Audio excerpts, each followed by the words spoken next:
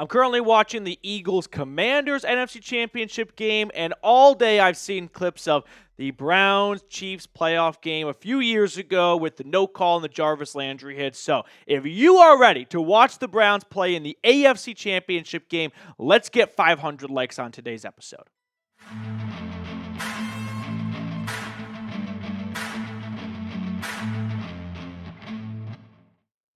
It is Senior Bowl week, which is the kickoff to the draft coverage of the offseason as we go from Senior Bowl to Shrine Bowl, whatever the combination of those two things are, along with the Combine. And then we've got, of course, pro days leading up to the NFL draft. But there has been a lot of chatter out there around Shedeur Sanders and the Cleveland Browns. So I want to talk about that on today's episode to catch you up to speed and give you my thoughts on everything.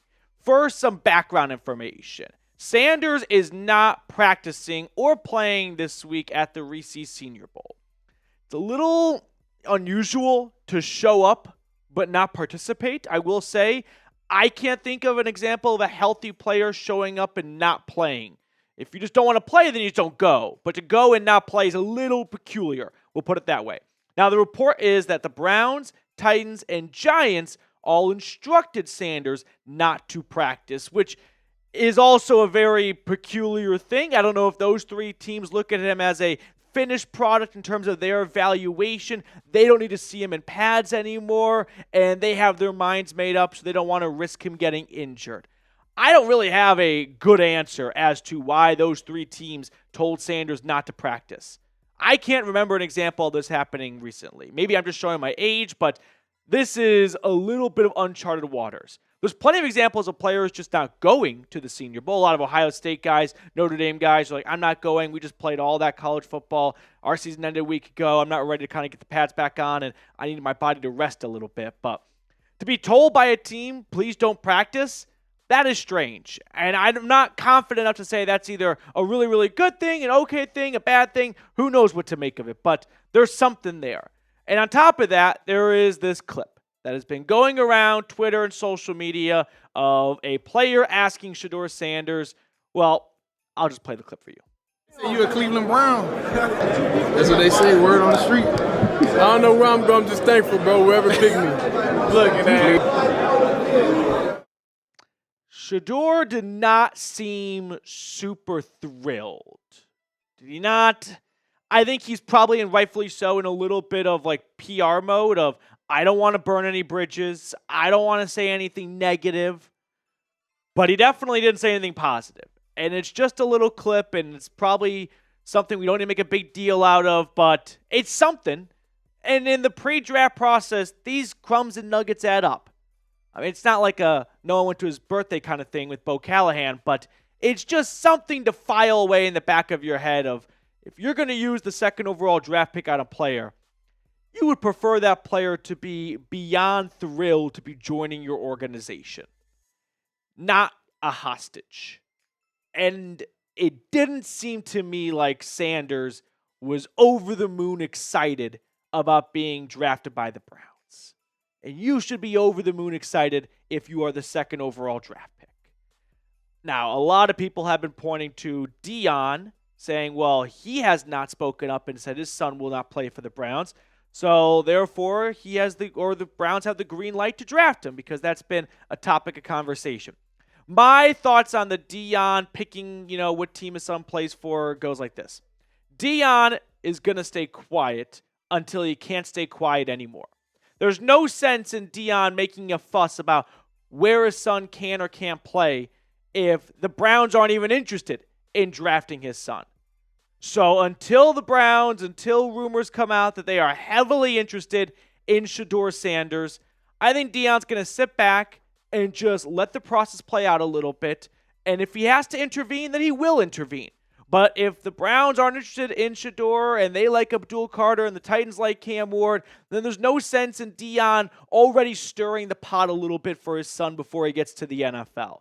So I'm not looking at the silence from Dion at this point as a major green light that he will let his son play for the Browns. I think there is a lot of truth to what Dion said a few months ago on a podcast that he wants his son to go to a team that can develop a quarterback. And Well, the Browns just haven't had a whole lot of success at that, so we can acknowledge the elephant in the room in that regard. Now, I do want to know from you, do you want the Browns to draft Shedeur Sanders? If you were the GM, would you make that the pick at number 2? Regardless of what the Titans do, maybe it's Abdul Carter, Travis Hunter, Cam Ward. If Sanders is available, is that the pick? I'm going no. I don't think he has the intangibles and the talent level that a second overall draft pick at quarterback should have to elevate a roster around him.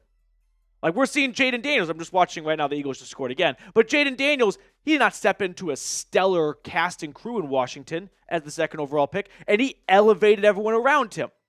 I think Sanders can be a good quarterback in a good situation. The Browns are not at that situation right now. I don't think he will be successful in Cleveland. But if you're still on board with it, let's talk about Sanders just overall as a prospect. So his background information and whatnot, because he's got good size and all, and I think there are a lot of pros and a lot of cons to Sanders' profile as a prospect. He's got great accuracy, completed 74% of his passes, 37 touchdowns. He's not the most athletic dude in the world. I know you're thinking, oh, it's Deion's son. He's got to be a freak of nature. Not particularly. He can use his legs for sure, but don't draft him with the expectation of, oh, he can be like Jaden Daniels and pick up first downs willy-nilly left and right on 3rd and 8, 3rd and 7. No, that is not Shedeur's profile. That is not his QB makeup. Ultimately, I think that we have to ask ourselves, though, whether you like Sanders or not, is Jimmy Haslam going to meddle? Does Jimmy Haslam want to force a quarterback pick? We have seen so many instances of owners butting in during the draft, forcing the team to pick the quarterback or the player they want them to pick. And I would not be surprised if Haslam has some desperation creep in to get butts in seats, to get PSLs for the new stadium whenever that happens, wherever that happens. And taking a quarterback second overall is a good way to get the fan base to be re-energized and re-engaged with this team. And that's ultimately what we have to ask ourselves. We don't need to spend too much time debating whether or not Sanders is going to be a good quarterback. I think the first question we have to ask ourselves is, will Haslam meddle? And if the answer is no, then we can turn our attention to, is Shedeur a good prospect for Cleveland? But if the answer is yes, he's going to meddle, there's no sense in getting worked up in whether or not he's going to be a good player. He's going to be a Brown because Haslam just wants to take a quarterback to get the heat off of him after the Deshaun Watson disaster. Before we get on to the rest of today's episode, quick shout out to our friends over at Game Time. Game Time has an awesome feature called Game Time Picks that makes getting tickets to see your favorite teams play live even easier. Game Time Picks filters out the fluff to show you only incredible deals on great seats, so you don't have to waste time searching through thousands of tickets. One thing I really like about Game Time is their all-in pricing option. Toggling this feature shows the total upfront cost with no surprise fees at checkout. So take the guesswork out of buying tickets with Game Time. Download the Game Time app today, create an account, and use code CHATSPORTS for $20 off your first purchase. Terms apply. Again, create an account and redeem code CHAT Sports for $20 off. All of that information is in the comments and description of today's video. Big shout out to Game Time for supporting us here at the Cleveland Browns Report. Go support them if you want to go see a Cavs game or any other sporting event in your area. Download Game Time today. Last minute tickets, lowest price guaranteed. Going back to our draft conversation. Sorry. The top 5 for this upcoming draft, I think, is in a crapshoot. It's January, and so it's going to feel that way right now, and maybe this will wear off once we get closer to April. But I just went back over the last 5 drafts, and it seemed pretty obvious the last couple of drafts what was going to happen, especially 2024. We knew the Bears were going to go with Caleb Williams from the moment they drafted, from the moment they got the first overall pick. There was a little bit of controversy over if it would be Daniels or May at number 2, but it became more and more clear to be Daniels as we got closer to April. Most people expected the Patriots to take Drake May. Most people thought the Cardinals would take Marvin Harrison. The draft really began at number 5 with the Chargers. You go back a year before that, though, and you've got Bryce Young. We all saw that coming. C.J. Stroud, we all saw that coming. Will Anderson was a surprise. Anthony Richardson, Devin Witherspoon, that was a surprise. So this draft was a little bit more unpredictable. 2022, also a little bit more unpredictable. We knew the first two guys, but after that, it was open for interpretation of who would go next. And then you go back to 2021, we knew the first couple of guys as well. Trevor Lawrence and then Zach Wilson, Trey Lance, Kyle Pitts, Jamar Chase. Like, that wasn't too chalky, but also it was a nice blend of, we're not quite sure what's going to happen after the Jets take Zach Wilson. And then in 2020, again, we knew Burrow would go first. We had an idea Chase Young would probably go second. But Okudah, Thomas, and Tua, those were a little bit up for grabs. So I bring all this up as we look back at the draft order for this upcoming cycle here, and it feels wide open. So I'm not going to get married to any idea at the moment of what's going to happen for the Browns, because it's not even really clear what's going to happen with the Titans. So it's very difficult to bring up what will happen with Cleveland, the Giants, the Patriots, because until we know what the Titans are doing, which, like we just went over the last couple of drafts, we knew essentially the moment the draft order was set who the first overall pick would be. Wasn't the case with Trayvon Walker, but that's kind of the lone exception. Everyone else, every other draft, we had a pretty good idea as who was going 1, which meant we had a pretty good idea of who was going 2. As things stand right now, I don't have I wouldn't say I don't have a good feeling. I just don't have anything I would stick my neck out for and say, yeah, this is what I expect the Browns to do. If the Browns don't know what the Titans are doing, how can they formulate plans themselves? But the Browns, rightfully so, are going to do their due diligence, do all their homework on all these top prospects. So when you see the Browns meet with Shedeur Sanders and meet with Cam Ward and all these other good prospects, don't look at that as, oh man, things are really starting to heat up here, or things are starting to starting to be put into stone. No, we still have a ways to go. We got fake punt from the Commanders, and it worked! 4th and 6, okay.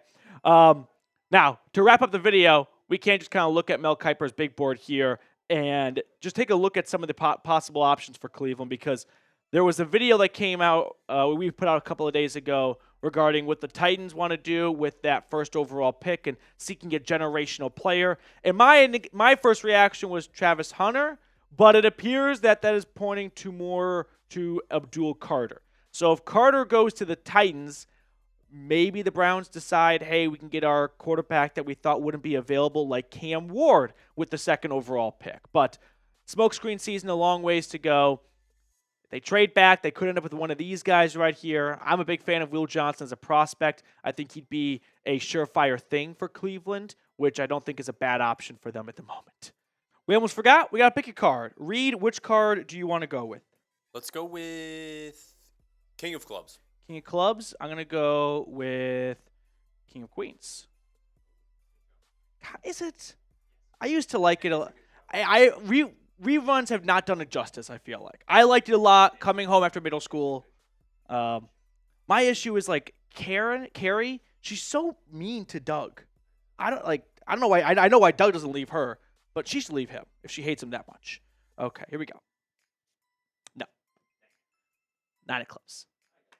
See you guys later.